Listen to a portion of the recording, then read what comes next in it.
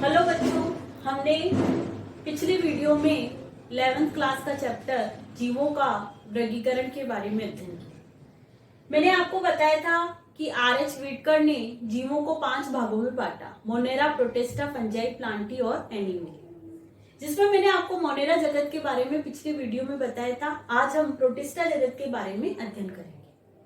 बच्चों, जो प्रोटिस्टा जगत है वो एक कोशिकीय यूकेरियोटिक के अंतर्गत आता है, जबकि मोनेरा मैंने आपको बताया था कि प्रोकैरियोटिक के अंतर्गत आता है।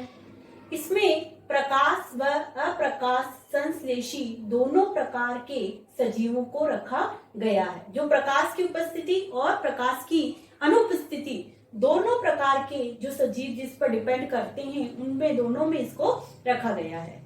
अब ये प्रोकैरियोटिक के अंतर्गत नहीं आता, जबकि यूकेरियोटिक के अंतर्गत आता है। तो इसमें सुसंगठित केंद्रक प्रेजेंट है और इसके अंदर केंद्रक झिल्ली भी पाई जाती है। मैंने आपको अंतर जब प्रोकैरियोटिक और यूकेरियोटिक में आपने 9th-10th में पढ़ा होगा कि क्या अंतर होता है इसके अंदर केंद्रक और केंद्रक झिल्ली का, कोशिका भित्ति का।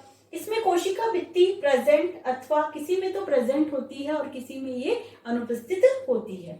ये जो प्रोटिस्टा जगत है वो सकोशी और परकोशी दोनों प्रकार के हो सकते हैं। सकोशी वो होते हैं जो प्रकाश संश्लेषण की क्रिया के द्वारा खुद का भोजन सव्य बनाते हैं, और परकोशी अपघटक होते हैं जो दूसरों पर डिपेंड रहते हैं। इसके अंदर जो चलने के लिए अंग होते हैं वो पक्षमार्ग या कशाभिका द्वारा होते हैं। इसमें अलैंगिक जनन द्वारा जनन होता है, जिसमें कोशिका संलयन विधि काम में ली जाती है। इसके अंदर प्रोटिस्टा जो होता है उसको हमने कुछ भागों में डिवाइड कर रखा है: क्राइसोफाइटा, डायनोफ्लेजिलेट, यूग्लिनोइडी, अवपंक कवक और प्रोटोजोआ। अब बच्चों, जो क्राइसोफाइटा होता है उसके अंदर देखो, ये जीव स्वच्छ जल व लवणीय पर्यावरण दोनों में पाए जाते हैं। जो क्राइसोफाइटा होते हैं वो स्वच्छ जल व लवणीय जल दोनों में यह पाए जाते हैं।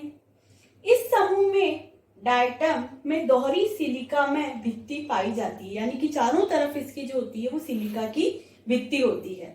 जब ये नष्ट हो जाते हैं, लेकिन ये भित्ति क्या होती है, नष्ट नहीं होती है। और फिर क्या होती है कि भित्ति के अवशेष बनते जाते हैं और बनकर ये डायटमी मृदा में बदल जाते हैं। ये जो मृदा होती है वो कणमय होने के कारण ये मृदा बहुत सारी चीजों में इसका उपयोग होता है, जैसे कि पॉलिश करने में, तेलों के सिरप के निस्पंदन में, इन सब में इसका उपयोग होता है। दूसरा है अपना डायनोफ्लेजिलेट। ये जो डायनोफ्लेजिलेट होते हैं वो समुद्री व प्रकाश संश्लेषी होते हैं। ये पीले, हरे, भूरे, नीले अथवा लाल वर्णक युक्त होते हैं। कैसे होते हैं? पीले, हरे, भूरे, नीले अथवा लाल वर्णक युक्त होते हैं। इनकी जो सेल वॉल होती है वो सेलुलोज की बनी हुई होती है, और जो एक फ्लैजिला निकला हुआ होता है, इस तरीके से फ्लैजिला होता है किसी के अंदर भी। ये जो होता है कशाभ जिसे अपन बोलते हैं, ये एक लंबवत होता है और अनुप्रस्थ खांच में स्थित होता है। डायनोफ्लेजिलेट जो होते हैं, लाल डायनोफ्लेजिलेट की बात करें तो जब जो लाल डायनोफ्लेजिलेट होते हैं तो वो जब विस्फोट करते हैं, टूटते हैं, तो समुद्र का रंग कैसा दिखाई देता है? लाल दिखाई देता है। इसके आगे हम देखते हैं अवपक कवक के बारे में बात करें तो ये जो होते हैं वो मृत कोशी प्रोटिस्टा होते हैं। ये जो पेड़ पौधे की सड़ी गली पत्तियों हैं उन पर अपना भोजन प्राप्त करते हैं। जब ये अनुकूल परिस्थितियां आती है तो ये प्लाज्मोडियम बनाते हैं, और जब प्रतिकूल परिस्थितियां आती है तो ये बीजाणु बनाकर अपना जनन करते हैं। उसके अलावा यूग्लिनोइडी भी पाए जाते हैं। ये स्वच्छ जल में पाए जाते हैं। इनकी जो यूग्लिनोइडी होती है, इनकी जो कोशिका भित्ति होती है वो पेलिकल की बनी हुई होती है। यूग्लिनोइडी में क्या होता है कि 2 कशाभ होते हैं, एक होता है छोटा और एक होता है बड़ा। कितने कशाभ होते हैं? 2 कशाभ होते हैं यूग्लिनोइडी के अंदर, जिसमें एक बड़ा और एक छोटा पाए जाते हैं। इनमें जो वर्णक पाए जाते हैं वो उच्च पादपों में पाए जाने वाले वर्णों के समान होते हैं, इसीलिए प्रकाश संश्लेषी क्रिया भी ये कर सकते हैं। इसका एग्जाम्पल आपको पता है, यूग्लिनोइडी है तो यूग्लिना होता है। बाद में जो प्रोटोजोआ है उसके अंदर स्पोरोजोआ पाए जाते हैं। ठीक है, प्रोटोजोआ के बारे में हम आगे पढ़ेंगे। हाँ, तो आगे हम प्रोटोजोआ के बारे में अध्ययन कर रहे हैं कि जो प्रोटोजोआ होते हैं वो परपोषी होते हैं और इन्हें 4 भागों में डिवाइड कर रखा है। अमीबीय प्रोटोजोआ, कशापी प्रोटोजोआ, पक्षमापी प्रोटोजोआ और स्पोरोजोआ। जो अमीबीय प्रोटोजोआ है उसके अंदर एग्जाम्पल इसका स्पष्ट है, अमीबा है। इसमें कुटपाद पाए जाते हैं। इस तरीके के कुटपाद पाए जाते हैं जिसकी सहायता से वह भोजन और श्वसन आदि क्रियाएं करता है। इसके अलावा कशापी प्रोटोजोआ, ये प्रोटोजोआ जो होते हैं इसमें कशाप पाए जाते हैं। जैसा मैंने बताया था इग्लिना में पाए जाते हैं, इस तरीके के कशाप पाए जाते हैं। और इसके अंदर आता है ट्रिपेनोसोमा जो निद्रा रोग कारक होता है। पक्षमापी प्रोटोजोआ जिसमें पैरामीशियम आता है। पैरामीशियम की संरचना इस तरीके से पक्षमाप निकले रहते हैं इसके अंदर, वो कहलाता है पक्षमापी प्रोटोजोआ। और स्पोरोजोआ, स्पोरोजोआ क्या करता है कि अपना जीवन चक्र 2 परपोषियों में कंप्लीट करता है। इसमें प्लाज्मोडियम कारक, मलेरिया रोग कारक है जो इसके अंतर्गत आता है। तो इस प्रकार प्रोटोजोआ के अंदर अमीबीय प्रोटोजोआ, कशापी प्रोटोजोआ, पक्षमापी प्रोटोजोआ और स्पोरोजोआ शामिल है। तो बच्चों देखो, मोनेरा कंप्लीट हो गया अपना और प्रोटिस्टा कंप्लीट हो गया। अब तीसरा जो है वो कवक के बारे में अपन अध्ययन करेंगे। अब इस शब्द का अर्थ मैं आपको बता दूं कि कवक क्या होता है। कवक जो होता है, आप अपने घरों के अंदर देखते हो कि डबल रोटी के ऊपर कुछ व्हाइट कलर का 1-2 दिन रखने के बाद में आप कहते हो ये खराब हो गई। क्यों खराब हो गई? क्योंकि उसके ऊपर फफूंद आ जाती है। वो क्या है? कवक। क्या है? कवक। कवक जो होते हैं कुछ लाभदायक होते हैं और कुछ हानिकारक होते हैं। अब कवक की क्या विशेषताएं होती है, क्या गुण होते हैं, उसके बारे में अपन देखते हैं। पहला गुण कि कवक में पर्णहरित का अभाव होता है। इसमें क्लोरोफिल नहीं पाया जाता। इसका मतलब ये कैसे होते हैं? परपोषी होते हैं। इनकी कोशिका भित्ति सेलुलोज व काइटिन की बनी हुई होती है। इनकी कोशिका भित्ति किसकी बनी होती है? सेलुलोज और काइटिन की। इनके शरीर धागे के समान संरचनाओं से मिलकर बना होता है जिन्हें कवक तंतु कहते हैं। ये जो धागेनुमा संरचनाएं होती है, ये कवक तंतु बहुत सारे आपस में मिल जाते हैं और कवक जाल का निर्माण करते हैं। किसका निर्माण करते हैं? कवक जाल का निर्माण करते हैं।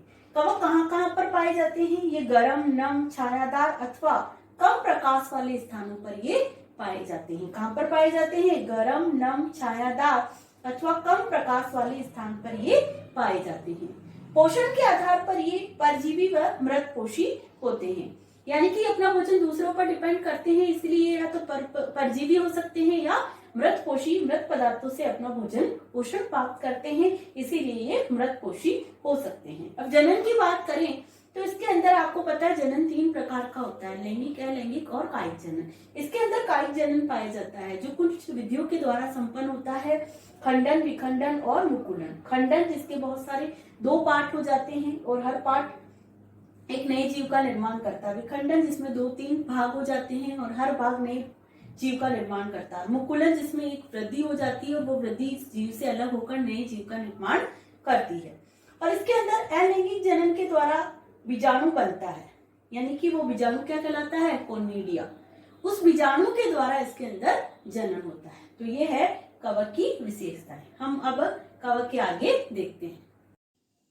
हाँ, तो आगे अपन कवक में लैंगिक जनन की बात करते हैं। लैंगिक जनन जो होता है इसके अंदर 3 प्रकार से होता है।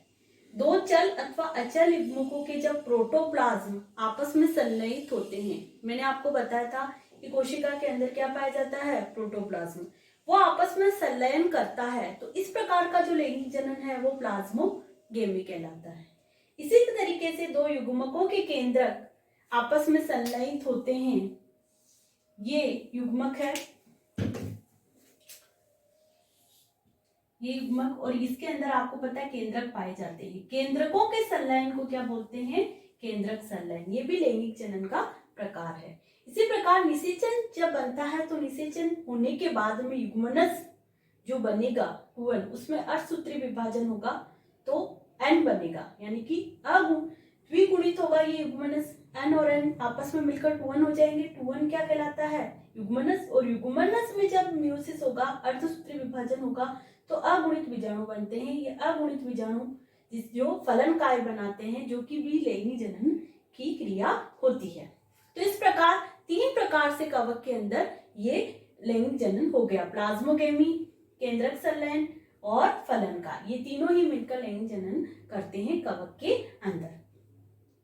अब कवक का वर्गीकृत करते हैं, तो सबसे पहला वर्गीकरण किया था और वो वर्गीकृत भाग है फाइकोमाइसिटीज।